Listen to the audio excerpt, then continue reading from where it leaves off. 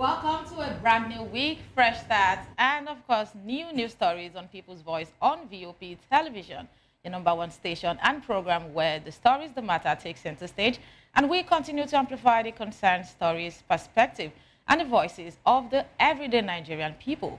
So it's time to set the tone for an amazing week ahead. I am Adefunke Ajaisimi, and today on People's Voice, we are taking a deep dive into the outcome of Saturday's legislative by-elections across the nation. But let's begin with today's news highlights. In the news, rice farmers in Nigeria are attributing the recent surge in rice prices to cartels and middlemen, despite government efforts to boost production and reduce costs. According to Sakin Agbayewa, Vice Chairman of the All Farmers Association of Nigeria, AFAN, the price hike is linked to human manipulations, particularly by unscrupulous farmers and middlemen who create artificial scarcity to drive up prices. The key factors contributing to the price hike include artificial scarcity, where cartels hoard rice during importation waivers and create scarcity when the waivers expires, and also this leads to price increases. Additionally, some farmers repackage local rice in foreign bags to sell at inflated rice price, and of course, they take advantage of consumers' preference for imported products.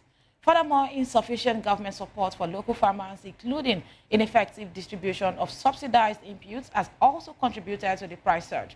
So, to address the issue, Agbayewa suggests that the government engage directly with genuine rice farmers to ensure interventions reach the right hands. He also recommends involving local rice farmers in policymaking to address sector challenges. Moreover, farmers should be encouraged to utilize government-provided inputs for continuity rather than selling them. He talks about the market impact of the price hike, which is significant, with a bag of 50 kg for local rice currently selling between 65 to 80,000 naira, and that's coming from the old price of 45,000 to 55,000 naira, which was just about 2 months ago. There's also the conversation around premium varieties of rice, which are also in high demands in the country, selling for as high as 145,000 naira to 150,000 naira per bag. The chairman of the Rice Farmers Association of Nigeria, Lagos chapter, Raphael Huwasa, also echoed similar sentiments, calling on the government to relate with real farmers to reduce the price of rice. He also emphasized that the government should support local rice farmers in the right way and involve them in the policy formulation to address the sector's challenges. I mean, there's no better way to look into the problem of a sector than to communicate with the people in that sector and reach a meaningful conclusion on how to move the sector forward, because that is something that a lot of Nigerians eat all the time. Let's move to other news stories where INEC has launched nationwide continuous voter registration exercise. So report says that the Independent National Electoral Commission, INEC, has commenced the nationwide continuous voter registration exercise, starting with an online pre-registration phase today, August 18, 2025. Eligible Nigerians can register online via the link on the INEC website ahead of the physical registration exercise scheduled to begin on August 25, 2025.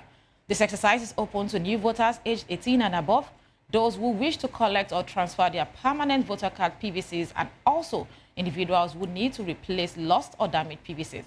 In-person registration will take place at all 37 states' offices and 774 local government areas offices nationwide. INEC has cautioned against multiple registrations, warning violators risk penalties.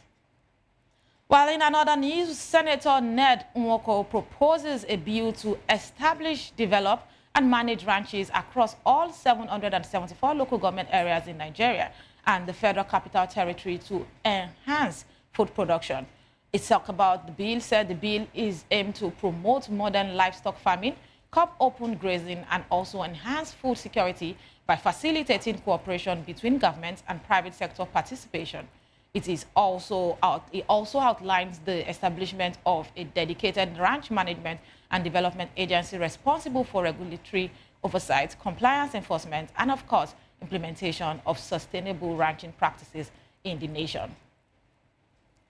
Away from that story, the civil society organizations on community advancement and humanitarian empowerment initiative, CSCHEI, expresses concerns over low voter turnout during recent by-elections and urges INEC to adopt a more strategic communication approach and intensify voter education efforts.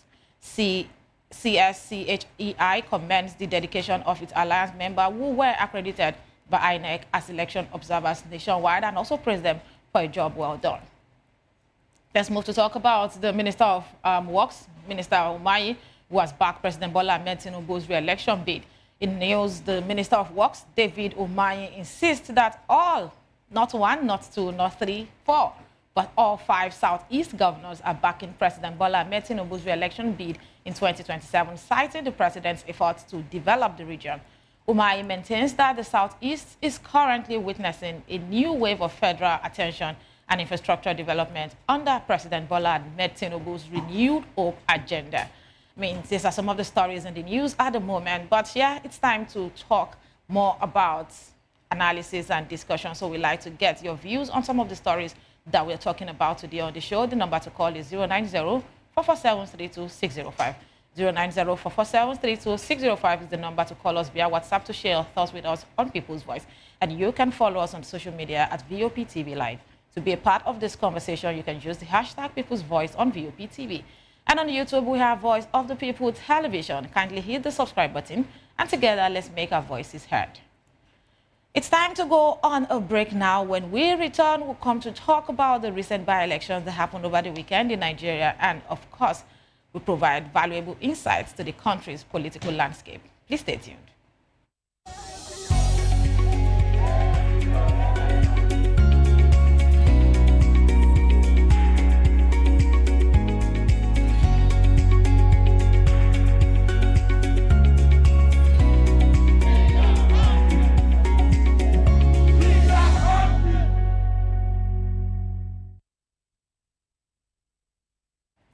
Welcome back to People's Voice on VOP Television. So, the recent by-elections in Nigeria have provided valuable insights to the country's political landscape. As a matter of fact, I think this is one of the most anticipated by-election. I don't think any rerun election has been this anticipated. And of course, the results are out, and it's been causing a lot of reactions, sparking reactions from different people.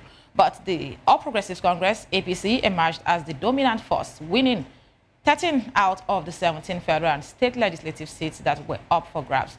Although, I mean, yeah, 13, including Adamawa, and that's 13 out of 18 seats.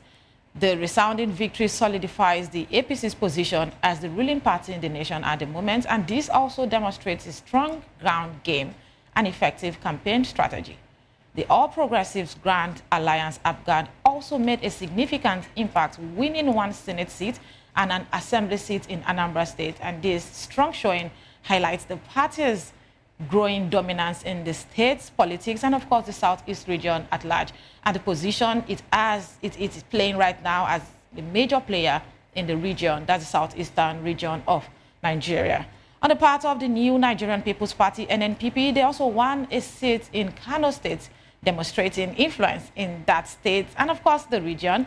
And this victory is a notable achievement for the party and suggests that it is becoming a force to reckon with in the region and Kano State at large. Yes, we know how the elections went in 2023. And of course, a lot of people have talked about defections and all of the power play happening within the political space at the moment. But yes, NNPP was able to retain and win another election in the by-election. So, on the other hand, the People's Democratic Party, PDP, had limited success, winning just 1 seat in Oyo State. And a lot of people have said this was expected. A lot of speculations and calculations, a lot of permutations went ahead, and people thought about the APC and the PDP. But some had also said, yes, the position of the governor, the influence of the ruling party in the state also has a role to play. And with everything that has happened, this highlights the party's struggles in the recent by-elections and also suggests that the PDP needs to reassess its strategy and tactics ahead of 2027 elections. And a lot of people are even saying that even ahead of Osun election. But let's talk about Adamawa State, where the APC also secured a narrow victory in the Ganye constituency by-election, with Misa Musa Jauro winning 15,923 votes to defeat the PDP's Buba Mohamed Joda, who scored 15,794 votes. This win further cements the APC's growing dominance and spread in that region. But in Zamfara State, the by-election was declared inconclusive due to the cancellation of votes in some polling units. This development adds uncertainty to the outcome of the election and will likely have implications for the party's dynamic in the state. And yes, the by-elections so far has reflected the consolidation of power by the ruling parties at the sub-national units, and of course, with the APC emerging the dominant force. And when I talk about the sub-national unit, that's talking about the ruling party across states and where their strengths are obvious. But the results also highlight the shifting dynamics within parties, with the APC and ABGA making significant gains in different states. I mean, a lot of speculations are coming in and out of Anambra State, with a lot of people saying that the governor doesn't have a hold or doesn't have really so much relevance ahead of this election. But yes, the ABGA just won the 2 by-elections that are held in Anambra State, and this election has provided valuable insights into voter behavior and parties that will likely use the results to inform their strategies and tactics for the 2027 general elections. So, for the APC's dominance and ABGA's strong showing in Anambra, these are notable trends that will be closely watched in the coming months. So, as the 2023 general elections approach, parties will need to build on their strength and also address their weaknesses to secure victories. And these by-elections have set a very good stage for a closely contested election, and it will be interesting to see how parties respond to the challenges and opportunities that lie ahead. Interesting times I hear, like I would always say, but to talk about this and get into deeper analysis is never a one-man show on People's Voice. I'm now joined in the studio live by Mr. Dele Fanimo, VOP TV senior in-house analyst. Good afternoon, Mr. Dele Fanimo. Good afternoon, Adefunke. Welcome to a brand new week. Yeah. With all the games and all the drama at the weekend. We're made for it, actually. That's what makes life. Nobody expects it was a dress rehearsal. All right, let's talk about the weekend. I mean, the weekend was one that a lot of Nigerians paid attention to, even though voter apathy was something that it played a lot. It played out. I monitored Ibadan North Federal Constituency in Ibadan, and I can attest to that there was low turnout. Mm-hmm. The only visible thing that will make you know that there's an election is the way that axis was cordoned off for the duration of the election.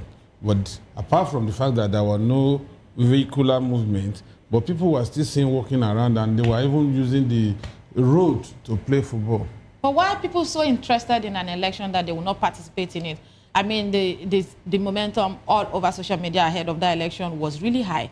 And one would have thought that, okay, a lot of people will participate in this election, but people are just out to condemn, speak of, and maybe give their contribution on what happened. But participation is gradually becoming a thing of the past.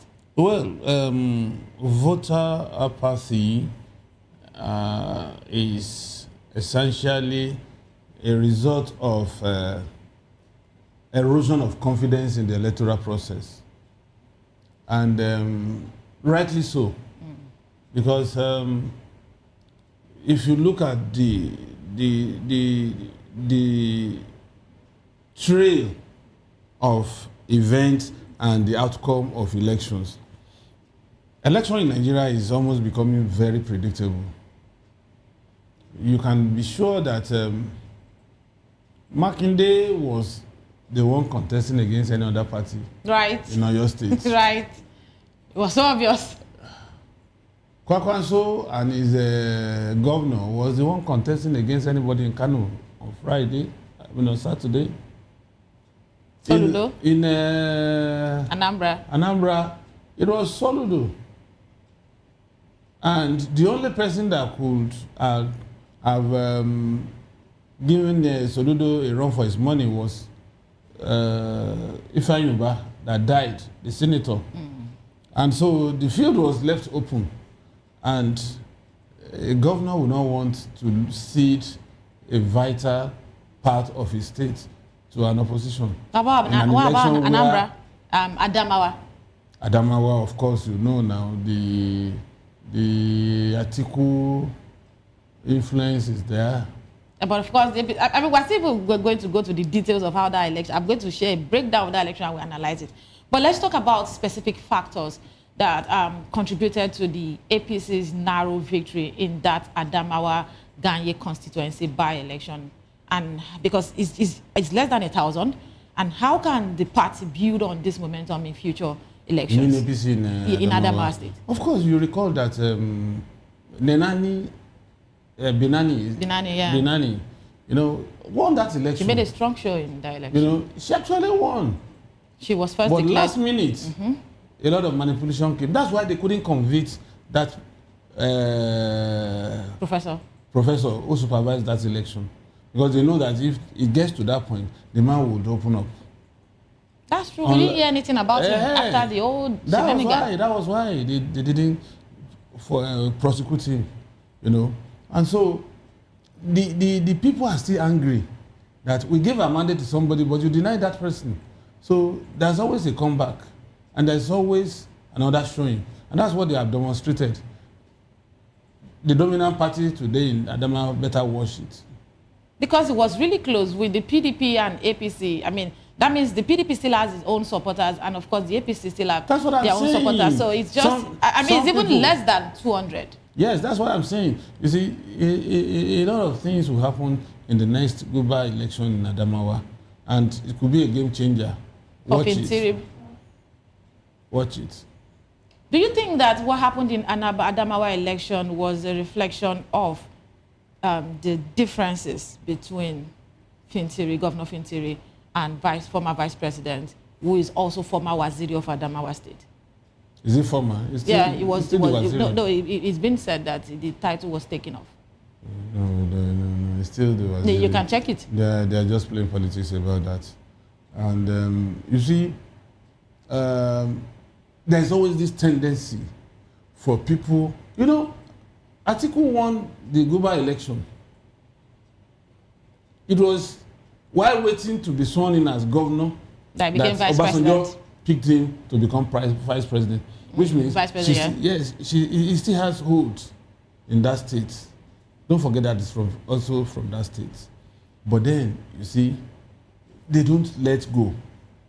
And when you don't let go, the baby of yesterday will tell you that he's grown and he wants to be alone.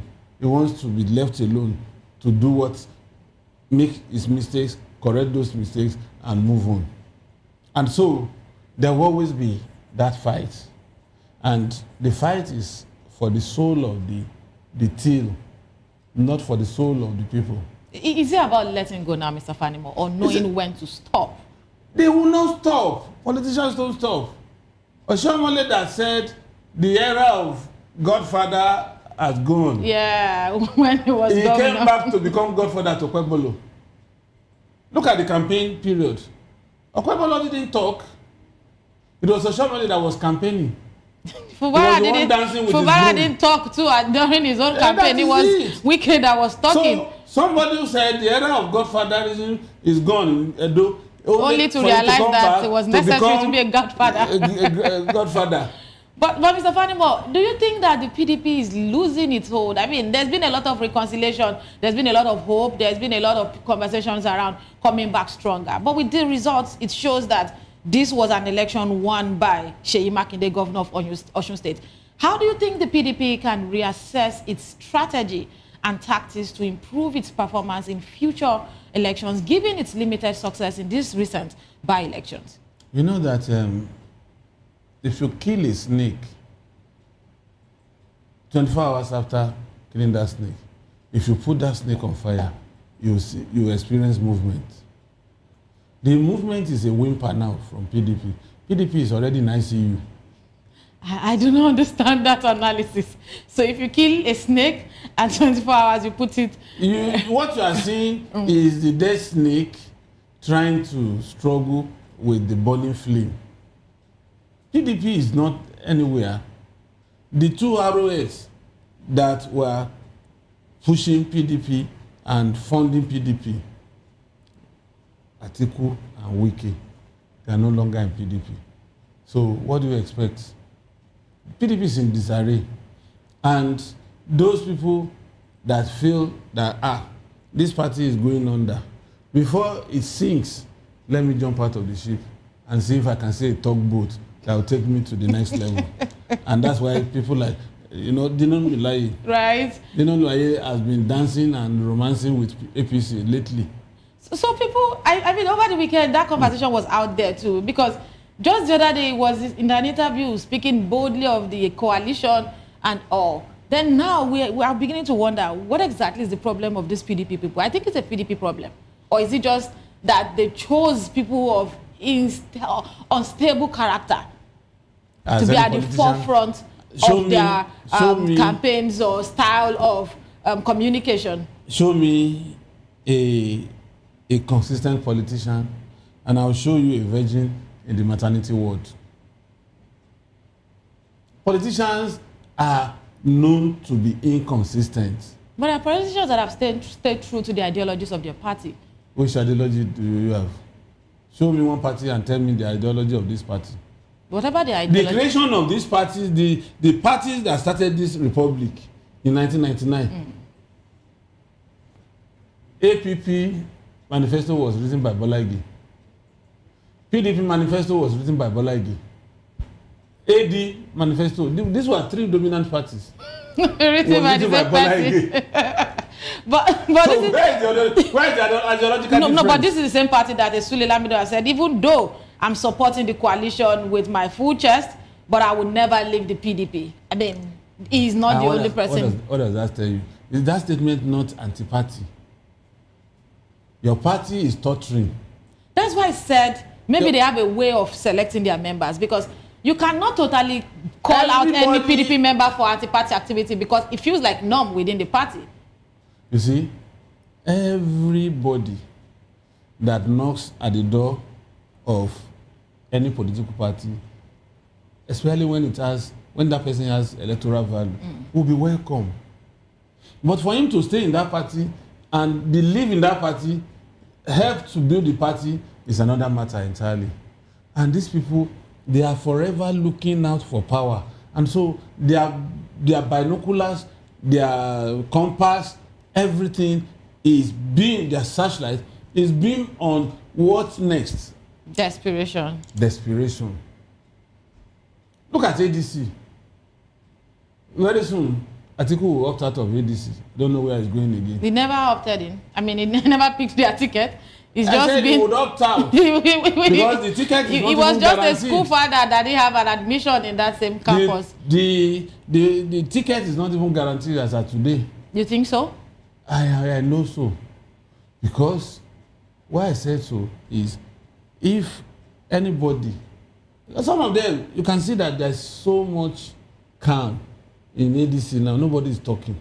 Apart from Abdullahi, their spokesperson, who was also in PDP before he jumped to ADC.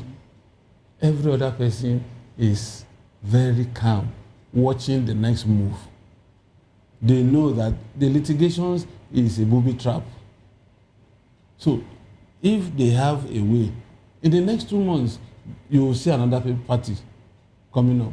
And that party will also be peopled by the people in ADC. So you don't think that the people in ADC will stay put regardless of the litigations to ensure that they find a lasting solution, maybe out of court solution to solve the problem? At their own risk, will they stay in that party if they really want to do a good job and to have a good show? That might just be a way to tell Nigerians that they actually mean it's good. It's not a question of telling Nigerians. For the people. Those who went to court, are they prepared to withdraw their cases? That's what I'm saying. And they are not going to withdraw that case because that's their own lifeline too. When you say lifeline, I mean nobody wants to just spend money going to court. That's their lifeline because the other party would instigate them to the last minute to make sure they don't back down. More like we die here. Okay, let's talk about this by-election again. What implications does the APC dominance in the by-elections have for the party's nomination process and candidate selection for the 2027 general election? I mean, anybody that wants to contest under the All Progressives Congress know that, okay, there is a lot of possibilities and the prospect is quite high. So what implications does this have for nomination process and candidate selection? Also, you see a lot of people congratulating the party chairman over the weekend, and I mean, it's even till this morning. Oh, and yes, he lost his mom today. May the soul of the mother of the APC chairman, Yawata, soul find eternal rest. So Mr. Fanimo, what's your reaction to this? What happened on Saturday, and of course the result came back to us on Sunday, is clearly a dress rehearsal of what to expect in 2027. But the result was not without its challenges too. A lot of people have complaints about... It's always go to court. That's the last result. Is it just about going to court or doing the right thing? But the point is, you see, if you are saying APC rigged, did ABGA rig? Did NNPP rig? ADC had no showing. And this is the party they say is going to take the sale out of APC in the next election. Wouldn't it have been better if at least, even if they win just 2 seats, either House of Assembly, not even National Assembly, it was even so House bad, even in Senate. Cardinal State, the margin was, even before the election, before midday on the election, they already had cases of ballot paper, printed ballot paper from the ADC agents and all of this drama happening ahead. Is it that Nigerians are stuck with the All Progressives Congress on national level? You see, I said it, was it last week or week before, that when you are going to war, you don't rely on your war chest. You don't rely on your armory. You instigate something that will give you an idea of what your enemy is coming with to attack you. You see, anything that ADC is doing today that does not factor knowing Tinubu and his strategies that had been working for him all these years since 1991, that he never lost an election. Then all these ADC... But don't you think they know? They don't know. If they know, let me tell you, Tinubu has won election in opposition. Even when Obasanjo, as mighty as Obasanjo was in the saddle, he beat him to his game. Mr. Fanimo, what Rauf Aregbesola was with Tinubu. Maybe it was just an errand boy to him. He didn't get close to knowing He was a commissioner. his tactics. He was a commissioner before matter. becoming governor. It doesn't matter. And he was an active player in the party. What I'm telling you... Atiku Abubakar came together head-to-head with Tinubu and the likes ahead of 2015 election. You see? So are you saying that they are not close enough to see? Wait, that's why when there are some things that are very, very important when you are doing certain things. For instance, how many psychologists have they employed in ADC to understudy their opponents, to know their personality traits, to know the level of their thinking? Politicians employ psychologists? Yes, in Senate claims they employ. Please, let me get to the brain of this man. What makes him different from others? They go into him, do a study, and they come up with a position paper and say, look, this man, the only way you can tackle him is if you go to this direction, and in case it gets to this point and is trying to maneuver, move ahead and get to this point, they are lacking in whatever the opposition is doing in Nigeria. And that's why they will give Tinubu a smooth sail in 2027. I am saying this again this evening, and let's see how it plays out. Okay. I like the fact that... You don't rely on your own understanding to fight an enemy. You have to dig deep into the strength of... You have to dig deep to the trenches of the enemies. For you to know that if somebody is coming to my house with a Dane gun, I must find out the kind of Dane gun, what bullet is in the Dane gun, and then plan to make sure I have AK-47 to counter. How many times can a Dane gun fire before you reload? You can't be too sure, because the APC actually beat an incumbent to it. Why are these a sitting president lost to the APC. Why are these parties crying that APC is infiltrating them? Why don't they infiltrate APC? Maybe they know the APC too well, or maybe they know the president too well, or maybe they are trying to leak some of his strategies. What I'm telling you is, everything is not about noise. I'll give you an example. While ADC is in disarray, APC is working. About 2 weeks ago, what Tinubu did was to send his ministers and special advisors that have northern extractions to their states. And they were holding town hall meetings. Yeah, I saw that. And they were telling these people that matter in these areas what Tinubu has been able to do. And because they know that they will believe their own.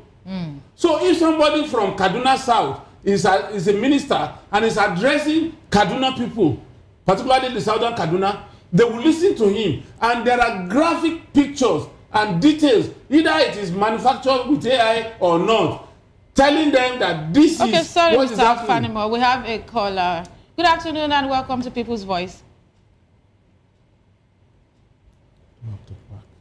Hello, good afternoon. 2 weeks ago, what Tinubu did was to send his ministers and special advisors that have northern instructions to their states.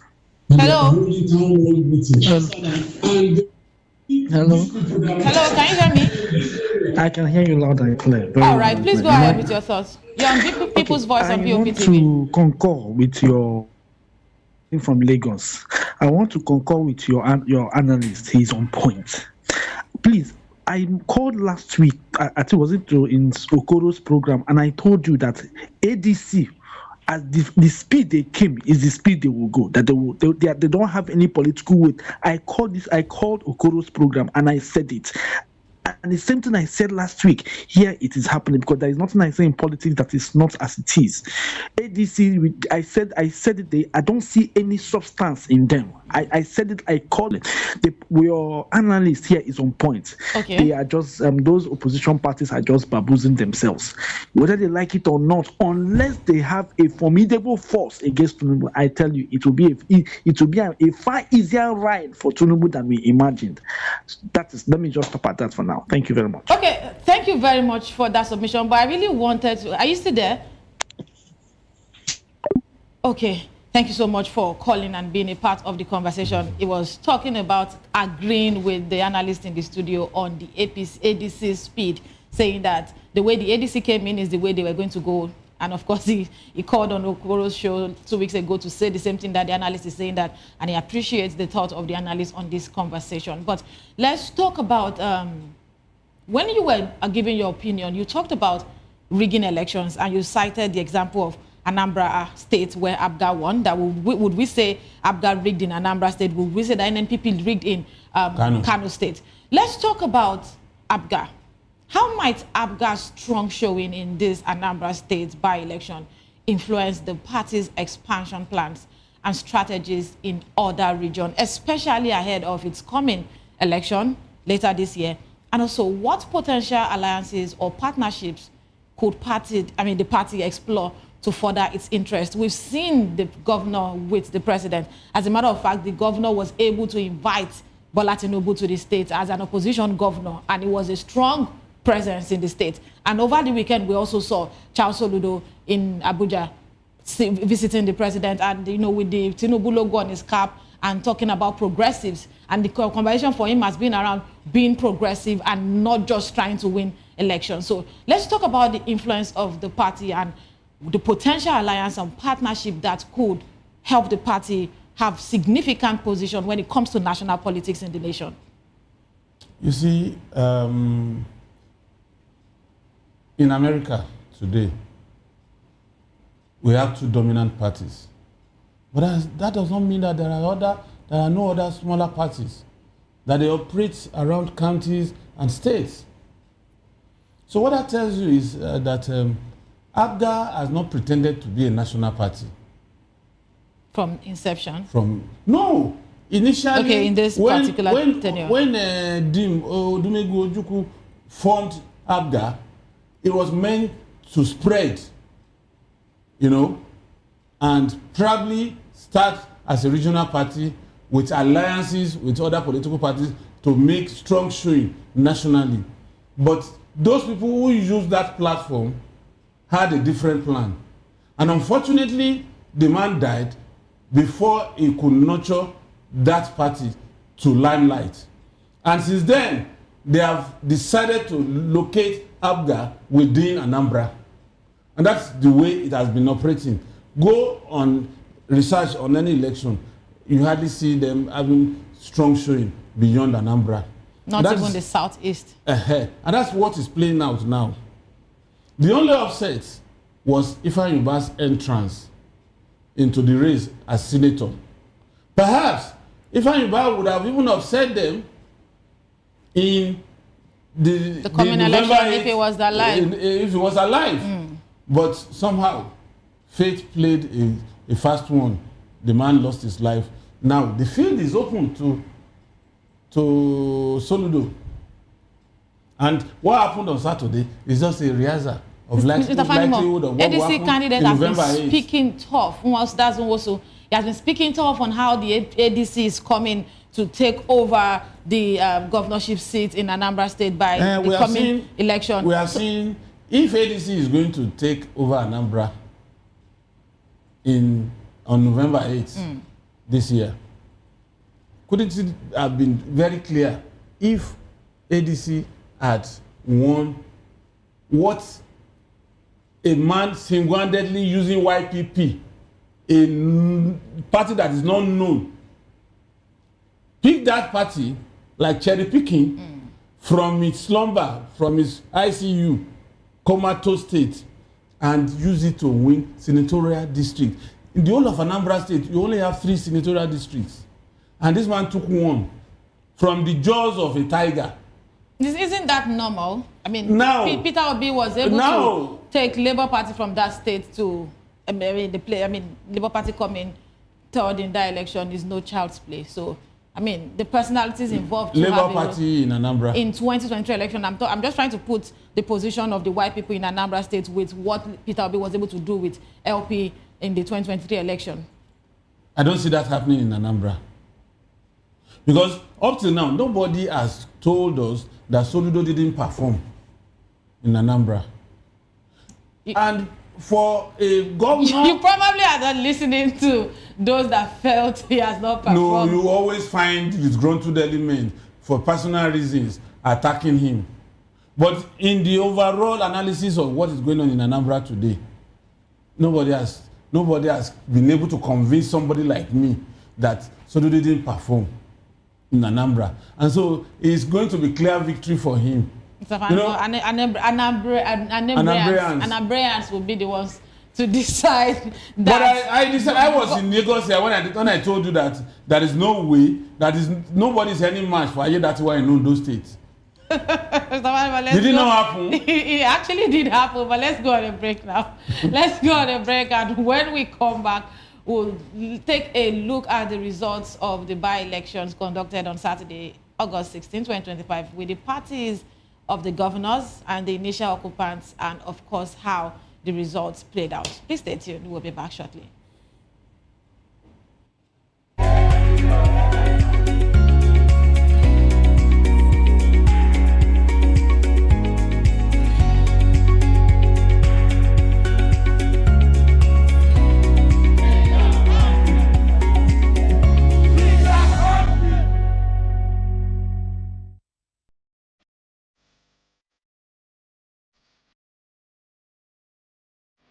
We are the station that brings you stories from the people's perspective. We let your voice be heard. On Political Lens, we bring you deeper insights into happenings within the polity. We create equality of representative opinion and fairness in politics, economic and diverse conversations. Here, we bring you breaking news, fresh perspectives, as well as fact-based analysis. Watch our extraordinary shows from the People's Voice, where we get to amplify the stories and concerns of everyday Nigerians to hashtag. To Health Check, where we share practical wellness tips and bring you deep insights from medical professionals. Maritime Frontiers, we dissect issues on port operations and more. Every time we talk about sport, it's everything that has to do with sport, from the top to the finish. Just be with us, stay with us all of the time. We give you sporting activities just as you unfold, and that's what we do, and that's what we're called. Voice of the People TV, and you already know. We got you all covered. Here, you have more than a voice.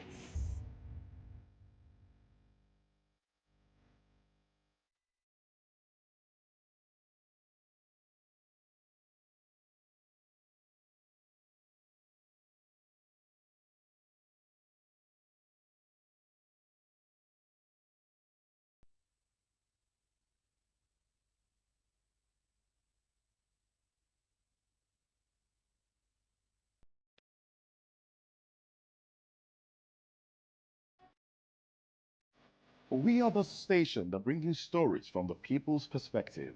We let your voice be heard. On Political Lines, we bring you deeper insights into happenings within the polity. We create equality of representative opinion and fairness in politics, economic and diverse conversations. Here we bring you breaking news, fresh perspectives, as well as fact-based analysis. Watch our extraordinary shows from the People's Voice, where we get to amplify the stories and concerns of everyday Nigerians to hashtag. To health check, where we share practical wellness tips and bring you deep insights from medical professionals. Maritime Frontiers will dissect issues on port operations and more. Every time we talk about sport, it's everything that has to do with sport, from the top to the finish. Just be with us, stay with us all of the time. We give you sporting activities just as you're bold, and that's what we do, and that's what we're called. Voice of the People TV, and you already know. We got you all covered. Here, you have more than a voice.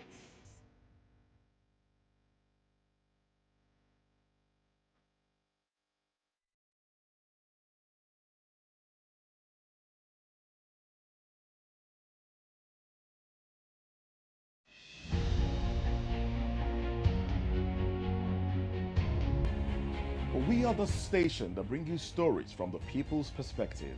We let your voice be heard. On Political Lines, we bring you deeper insights into happenings within the polity. We create equality of representative opinion and fairness in politics, economic and diverse conversations.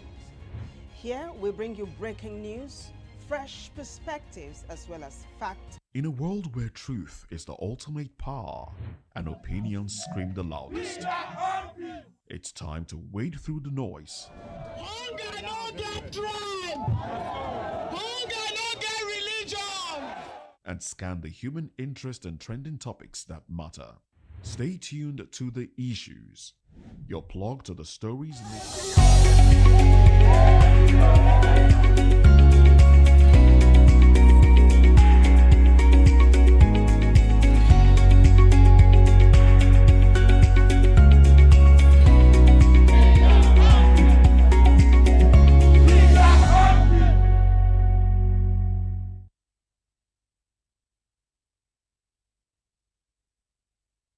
Voice on VOP television. It's time to take a look at the results of the Saturday, August 16, 2025 by-election with the party of the governors and the initial occupants added. So in Edo State, which is an APC state, Edo Central Senatorial District, we have Honorable Joseph Ikpea APC, who won the election with 105,129 votes, defeating Prince Joe Okoje of the PDP, who pulled a 15,146 votes. And of course, this position was initially occupied by the PDP.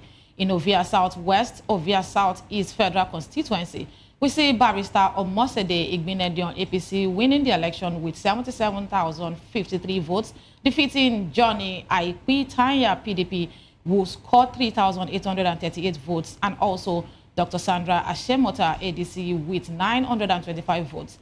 This position was initially occupied by the PDP after Sunday Agbeo of APC was declared winner following the nullification of Destiny and Nabulele's election.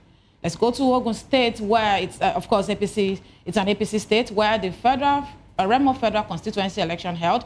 Adeshola Ayola Elegbedi, APC won the election with 41,237 votes, defeating the PDP candidate, who secured 14,325 votes. And of course, a bit of bias there because that's my constituency. And as expected, we lost Ijaya. That was the woman that was representing the constituency, and we lost her to sickness. So, of course, it was expected. No, nothing like vote buying or rigging in that election, in my opinion. Let's go to Oyo State, which is a PDP state. The Ibadan North Federal Constituency election was won by Folajimi Oyekunle, the PDP candidate, with 18,404 votes, defeating Honorable Adewale Olatunji APC, who polled 8,312 votes. And yes, in Jigawa State, where Babuka Ganki Federal Constituency, Mukhtar Rabiu APC won with 38,449 votes, defeating Isa Anwulu of PDP, who polled 13,519 votes. And yes, Kaduna State, which is El Rufai State currently, and APC State too, we saw the results from Chikun Kajuru Federal Constituency. Fidelix Bagudu, APC, won that election with 34,580 votes, defeating his rival from PDP and ADC, who pulled 11,491 and 3,477 votes, respectively. And yes, in Basawa constituency, Dairu Umar Sani, APC, won with 10,996 votes and defeating Mwazu Danyaro, PDP, who scored 5,499 votes. From there, we go to Kano State, where the NNPP also pulled a strong show. Is of course, an NNPP state. Bagwa Shanono State Assembly, Lawal Alazan, NNPP, won that election with 16,000 votes, defeating the APC candidate, who got over 5,000 naira votes. And in the Gari Sanyawu State constituency, Garba Yao Guamai, APC, won that election with 31,000 votes. And of course, it was a serious battle between the APC candidate and the NNPP candidate, but that was a shared victory in Kano State, with the APC winning one and the NNPP winning one. In Kogi State, APC State, of course, the Okura 2 State constituency, Musa Azan Yakubu won the election with 53,000 votes. In Niger State, APC also won the election with Matthew Dogara Daje, who won the election with over 12,000 naira votes. 12,000 votes, defeating Sabo Sunday Adambe Euro of PDP. And yes, Anambra, we've been talking about Anambra all day. Anambra, both seats in Anambra were won by APGA. And yes, the election in Taraba State, to a PDP state, was actually won by an APC contender, which is Karim Lamido, Karim Lamido State constituency, and he won that election with over 5,000 votes. So, you know, I start with me in the studio, Mr. Dele Fanimo. Mr. Fanimo, these are the results, and, you know, we saw where the margin were close, we saw where the margin were tight, and we saw where a lot of margin were, I mean, it was obvious. Like a place in Ogun State, the election in Ogun State, it was expected, because there's this sentiment around how we lost the person that was representing that region, being a woman too, and of course, my senior in Remo Division High School, so she's somebody that people actually loved. So that result was expected by a lot of people, natural sentiment around having another woman occupy that seat. But all of these things have happened across different states. We've seen states that were initially held by the PDP and they have lost those seats to the All Progressives Congress. And the tussle across different states just shows that the dynamics around our politics are actually changing. So let me go to ask you this question around what factors do you think contributed to the APC's dominance in the by-elections, particularly in Edo, Ogun, and other states? But let's take this call quickly. Good afternoon and welcome to People's Voice. It was expected because there's this sentiment around. Hello. Hello. Good afternoon. Good afternoon. Permit me. This is still Aina calling from Lagos. Okay. Permit me to go back to the Anambra. We are asking what really happened in Anambra election, and why APGA won, and why Soludo, why what's happening to Anambra. Now let me tell you what happened. When Tinubu came to Anambra, there was an agreement, secret arrangement reached. Soludo to support Tinubu for second term, while Tinubu in turn will not use federal might against him. And any reasonable person who knows what to do, that Soludo needs a second term. So it's just a symbiotic arrangement. And if you watch, the federal might on Anambra in this November election will not be there. So if once that is clear, it will be a clean sweep for Soludo. So as for Anambra is a done deal for Soludo because a compromise has been reached. And I promise you, mark my word, Soludo will support Tinubu for in his 2027 ambition, even to the end. So that is what played out. So mark my word, write it down, just as I said, Soludo is going to have not even a landslide victory, a massive slide victory. Write it down. So let me ask you this question before you go.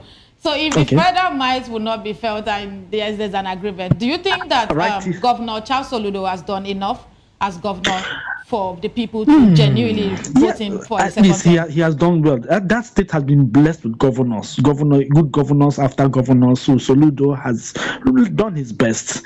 That's one state that have not borrowed, if I'm not mistaken. Soludo have increased the revenue of that state and turned the fortune of that state with his resources. So I believe he has done relatively well. If I will give him his flowers, but still write my word down. Soludo will support Tinubu with his blood in 2027. And I tell you, write it down as I say it, that Toludo will win not with a landslide victory, with a massive slide victory in his November election. And there will be no federal might that will come in upon him. Write it down. Thank you very much. Thank you very much for calling into the show. Well, the caller definitely agrees with you again. Let me get your final thought, Mr. Fanimo, because we're out of time already. On what? Everything. I mean, the results and all that. Last Saturday election is a dress rehearsal. And the election went the way I had predicted before now. And the sentiment, let me add this, the sentiment is where somebody won an election and is the people's choice. Usually, if you are not careful, if you pick somebody that is not respected and loved in that constituency, the sentiment of that loss may count against that candidate. And that was what most of these politicians were mindful of when they were. All right, thank you very much, Mr. Dele Fanimo. And of course, to our viewers, the voice of the people is very crucial in shaping the future of our nation. And our concerns, aspirations, and participation in the democratic process are actually very essential for creating a better society for every one of us. That's all on People's Voice today. My name is Adefunke Jaisibi, and I strongly believe in this project, Nigeria. Let's stay informed.